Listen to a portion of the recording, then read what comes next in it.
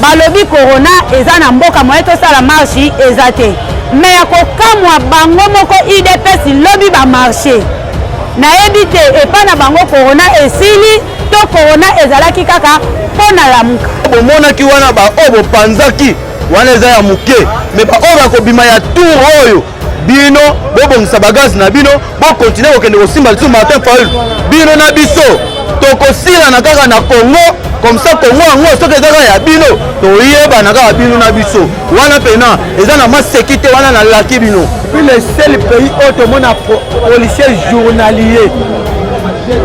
Policier Azolou là-bas, commandant. Et il n'est pas salarié. Et il n'est pas mécanisé. Un policier journalier à Zalaka na Congo. Biso ba mama bisika tovana ndaku to éduquer bana. To komi ba coopéra pour na koluka de façon que bana ba vivre. Oto boy buzoba oyo malumalu amemela biso. Buzoba ya ngoi mulunda pe buzoba ya Corneille Nanga yekutu pena lifelo ezala déjà ouvert pour na ye nangamu na bango pe lobby eleko kamusi biso lobby nangamu na bango est-ce que soit disant gouvernement en place ou soit parti au pouvoir bakoki kosala marche point d'interrogation.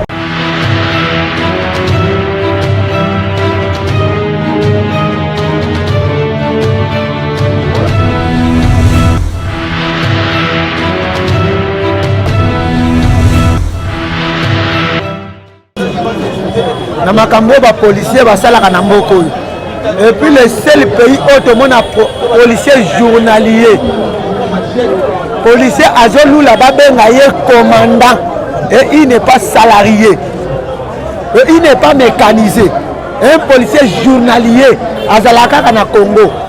Le Tinde Batambola Kabongo. Si nous avons 10 000 soldats, 10 000 policiers, il y a 4 000 policiers qui sont payés. 6 000 personnes, 6 000 policiers ne sont pas payés. Eza Mamouya Sony. Eza Mamouya Sony.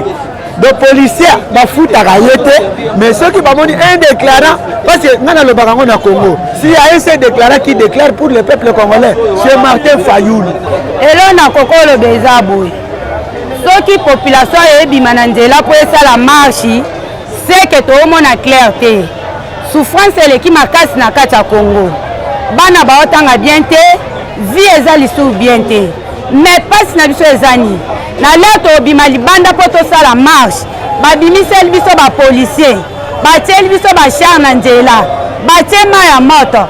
Oke biloko ana eza bien kokende na beni esika bitumba ezali poti mekota. Na yebi tema ya moto ana batiaki poto koma basoso, balingai balamba biso tonini. Bakomi ko menacer ko botola batu ba mbongo ko botola va même ba téléphone. Moyen population congolaise ça la marche ezate.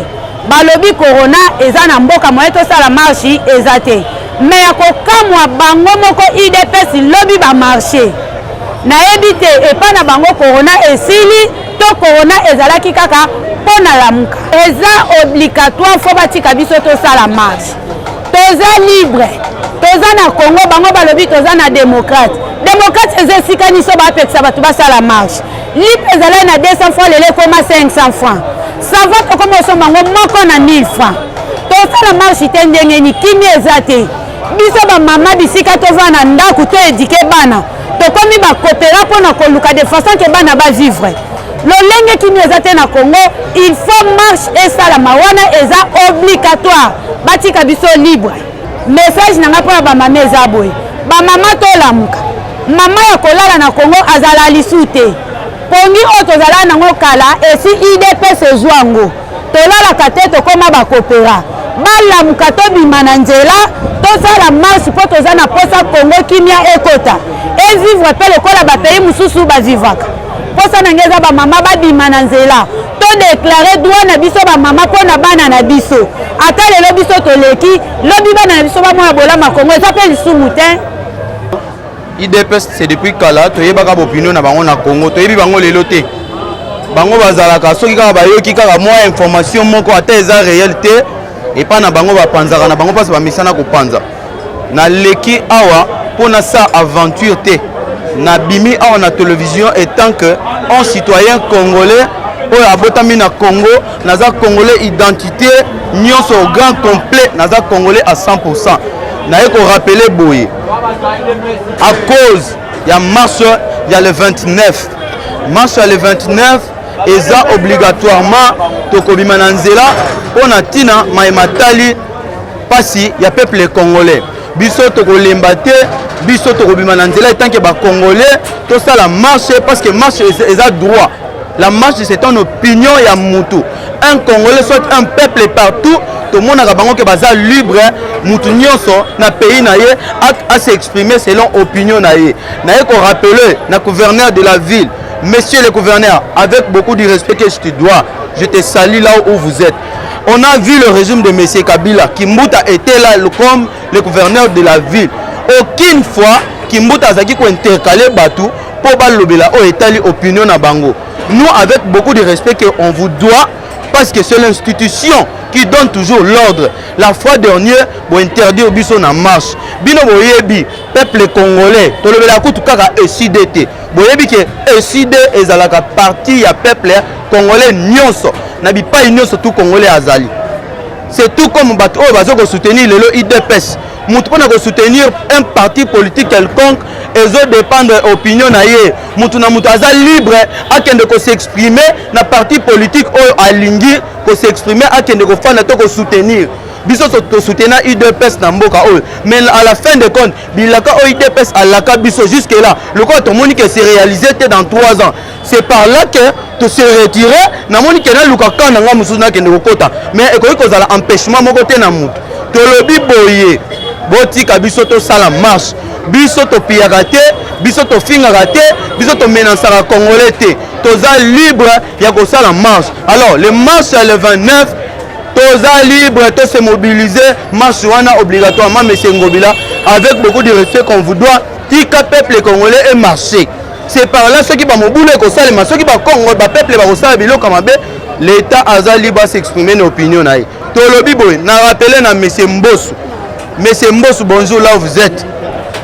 Oza mutu oyo onga na yebi na province ya Kwangu ya Bandundu na yebi ti na village na yo nga na nyata na village na yo na Kasongo Dinga na yebi village na yo souffrance nini oyo zo mene banda yo ya na Kinshasa leo na Kwangu toza atana électricité te calculer mutu akolongwa awa na Kinshasa makolo akobeta 2-3 jours akomi Kwangu evara na molili Kwangu eza na réseau ya bien te Kwangu tozaka na mai te bomonaki wana ba obo panzaki wana eza ya muke mais ba oba kobima ya tour oyo bino bobongisa bagage na bino bo continuer kokende kosimba lisu Martin Fayulu bino na biso tokosila na kaka na Congo comme ça Congo yango soki ezaka ya bino toyeba na kaka bino na biso wana pena eza na masekite wana na laki bino mokonzi ya la police bisiko eza papa sali na yo na rappele yo pesa motion ya bien na policier na yo ba policier na yo ba yebi oyo bazoko sala na nzela te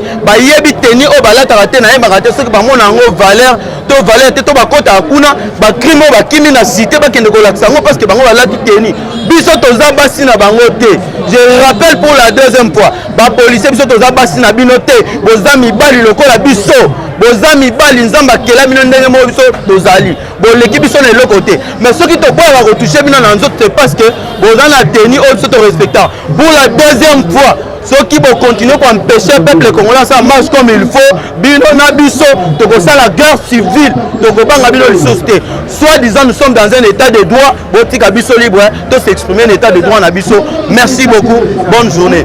À chaque fois eza lokola eza proverbe bapesa babambaka libangaka na mango eza ya kotela bayebi ntina nini bazali kotungisa mpe koempêche marche oyo elekaki le 15 mpe koempêche mwana mboka président Eli Martin Fayulu bayebaki ke marche wana ekomema solution na makambo ebele parce que marche wana ezalaki kaka mpona eside te marche wana ezalaki mpona lamuka kaka te mais mpona peuple congolais mpona koempêche Chilombo na bato na ye likambo etali ba fraude électorale ya mibale koboya glissement ya misato koboya oyo ezali seni politisé tolingi ezala dépolitisé yango bayebaki lokola congolais azwi conscience abima na nzela mpo toboyi buzoba oyo malumalu amemelaki biso buzoba ya Ngoi Mulunda mpe buzoba ya Corneille Nangaa ye kutu pena lifelo ezalaka deja ouvert mpo na ye nde yango ezalaki pena objectif na biso okoma na nzela yango baye koempêche soit disant ke Mbosso oyo azokoka meme te na Assemblée nationale ye mpe akomarche na bato na ye banda toyeba parti ya Mbosso CRD wana totikala komona ngo na bamarshe te sauf ka le 15 septembre nde tomoni parti ya Mbosso bamarshe mpona kosoutenir bainstitution mais bazo kosoutenir bainstitution eloko ni ezali kochange bandeko bacongolais bandeko na biso ya diaspora bwana mikili ya libanda awa Mbosso azali kosoutenir bainstitution oyo ezali koéchouer nango déjà 3 ans ya échec. Voilà, bajournaliste, merci pour la mutuna wana. Bajournaliste balobi ezali parti ya ABG ya nani ya oyo Jonathan Wata onga na yebi wana eza baparti malete eza mwa biloko mwa mike baza na ntango bana nzela te baya kotouche siège national ya ESID ezali main noire eza na nsima wana bazalaki soutenir na bato ya IDPS alors tokotisi déjà plainte na IDPS déjà 3 fois tokoti plainte na l'état na justice pardon mpo na lolenge IDPS batouche biso déjà 3 fois justice ya kati mpe ya libanda bayeba makambo oyo parti au pouvoir soi-disant ezosala na ngambo na biso.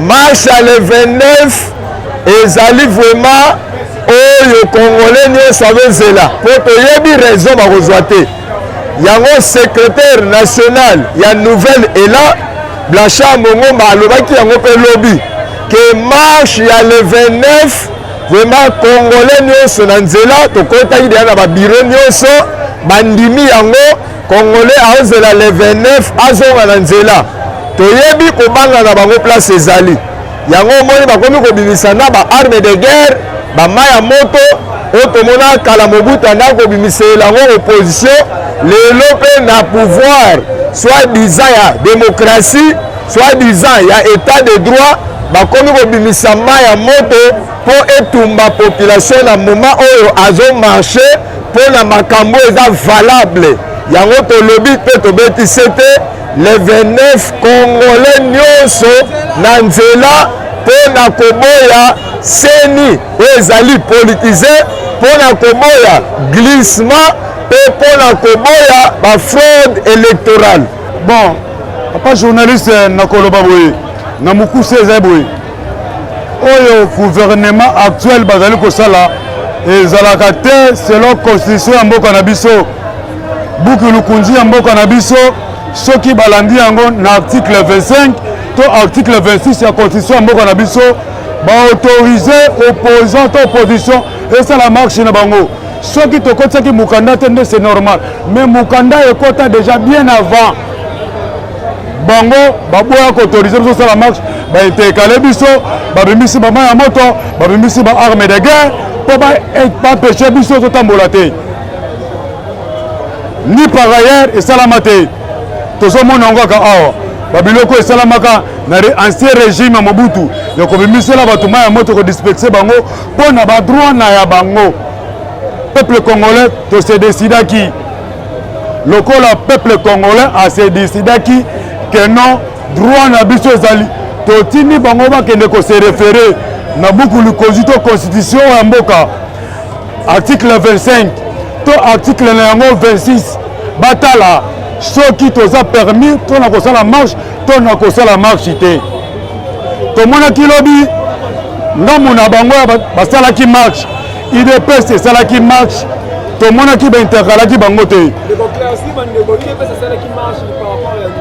bango basalaki marche soi-disant basoutenir bainstitution na bango soi-disant soutenir l'institution na bango toyebi te institution ya présidence institution ya primature to institution nini oyo bango basalaki marche mpo basoutenir bainstitution na bango ya idps biso bana mboka marche na biso oyo elekaki ya le 15 ezalaki mpo toboya kaka seni politisé non à l'aglissement toboyi fraude lokola bango bainterkalaki biso babimisa biso baba ya moto toyokomona mpe bote na ngambu na bango mpe lobi eloko ekamwisi biso lobi na ngambu na bango est-ce que soi-disant gouvernement en place ou soit parti au pouvoir bakoki kosala marche point d'interrogation opinion internationale boyoka biso gouvernement marche to bango bakoki kosala marche point d'interrogation alors biso mpe tobetisi ete lokola président élu na premier ministre honoraire Adolphe Muzitu babetaki ete le 29 tokozala na nzela toza na posa keno batika mpe biso lokola batikaki bango lobi batika mpe biso le 29 totambola pacifiquement biso tosimbaka eloko ya mutu te biso tobotoka eloko ya mutu te me bango bayaki ntina agressement to koviole bureau national oyo ya biso ya eside ya président Eli Martin Fayulu bakomi wana baye koagresse babuki basali selo sentiment na bango babuki basali oyo esali bango mais biso mpe tolance message bandima keno okola baautorise le 29 tokozala na nzela oyo bango basali eza tobenga yango na français à lever le rideau biso tokosala riche en couleur bakomona yango le 29 tokozala na nzela monsieur le journaliste soki mutu na bakisa epasi mingi na mboka Congo ou bien kobotama congolais eza mawala pasi papa tala toza bajeune na mboka oyo nyonso ezoleka na mboka oyo tozomona yango très bien mais pourquoi bango bakozanga motema ya mawa bakoyekela biso mawa te mpo na nini biso bakongole bakoyekela biso mawa te mpo na nini awa bango baboyi marche esalama te le 15 bien sûr mais oyo bango bazosala wana baarti wana omoi teke bango bazoluka problème entre biso na biso bapopulation bango bien na bango bana na bango basi na bango baza bapays étranger bazovivre à l'aise mais pourquoi pas biso oyo toza o biso oyo tokovivre à l'aise te mpo na nini te toza na posa Congo na biso ebonga so totali bamai baage na bamoma oyo bango basali na banini na bango basalisala bamanda na bango basali na baage tokomi nango tika oyo tokose retrouve tika se biso tolongwa mboka oyo tolongwa yango siko totikela bango totala so basala ndeni mpe nabenga bango bapolisier te baba journalier premier mboka namona policier journalier baza eloko esala bango moyibi aya mpo bafutamaka te baza bescro moko degre ya koloka policier azolanda mutu ntina kati ya veni mutu akoti na wese pose olandeka po azwaka so bakomi nango shida bakangi oza na combien oza na tshombo soko bazwi batiki yo mais ata babi sécurité yango ezalaka te le 15 ezalaki makambo ya mabe makasi biso topiyaka te bango basali marche banani babani mabe bango bake babuki babebisi mais biso tobukaki te tobete mpe mutu te ozomona mais oyo ya biso nga babenga yango eza mpona lamuka te mais eza mpona peuple congolais atema na nzela mpona badroit na ye mais komake bango bakobimisa bamai ya moto bachar de combat banini ezalaka te mboka nini makambo esalamaka tosengi na bango